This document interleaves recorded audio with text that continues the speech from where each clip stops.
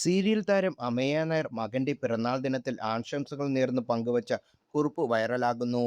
ഭർത്താവുമായുള്ള ബന്ധം വേർപെടുത്തിയെങ്കിലും മക്കളെ അവരുടെ അച്ഛനിൽ നിന്ന് അകറ്റാൻ താൻ ശ്രമിച്ചിട്ടില്ലെന്ന് നടി കുറിച്ചു. അമ്മ ഒരു വികാരമാണ്. അമ്മയാകുക എന്നത് ഈശ്വരൻ അനുഗ്രഹിച്ചു കിട്ടുന്ന ഭാഗ്യവും ഒരു സ്ത്രീ അവളുടെ പൂർണ്ണതയിൽ എത്തുന്ന അമ്മ ആയതുകൊണ്ടെന്ന് നിസ്സംശയം തന്നെ പറയാനാകും. പക്ഷെ ജന്മം തന്ന അമ്മയെപ്പോലെ അതേ തുല്യത ജന്മം തന്ന അച്ഛനുമുണ്ട്. ഇന്നത്തെ കുഞ്ഞുങ്ങൾക്ക് അധികവും അച്ഛനമ്മമാരുടെ സ്നേഹം ഒരുമിച്ച് അനുഭവിക്കാൻ ഭാഗ്യം ലഭിക്കുന്നതില്ല എന്നത് വേദനാജനകമാണ്. വ്യക്തിപരമായ കാരണങ്ങളാൽ വേർപിരിഞ്ഞെങ്കിലും നിനക്കൊരിക്കലും നിന്റെ അച്ഛൻ്റെ സ്നേഹം ഞാൻ നിഷേധിക്കില്ല. എൻ്റെ നിസ്വാർത്ഥ തീരുമാനത്തിൽ ഞാൻ എല്ലായ്പ്പോഴും അഭിമാനിക്കുന്നു. അത് നിന്നോട് എൻ്റെ കരുതലാണ്. ഒരിക്കൽ നിന്നെ ഞാൻ എൻ്റെ ചിറകിനടിയിൽ മാത്രം ഒതുക്കി വെച്ച് വളർത്തിയിരുന്നു. അന്ന് നമ്മൾ മാത്രമേ ഉണ്ടായിരുന്നുള്ളൂ.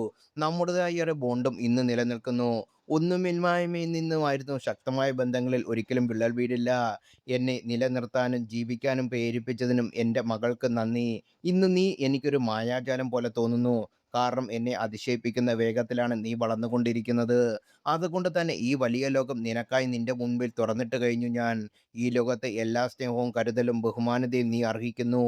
ഈ ലോകത്തിൻ്റെ കൊള്ളരാതുമുതൽ നിന്റെ മേൽ പര്യായിരിക്കാൻ ആഴത്തിൽ വേരോടിച്ച് തണൽ വിരിച്ച് എല്ലായ്പ്പോഴും നിനക്ക് ഞാൻ കാവലുണ്ട്.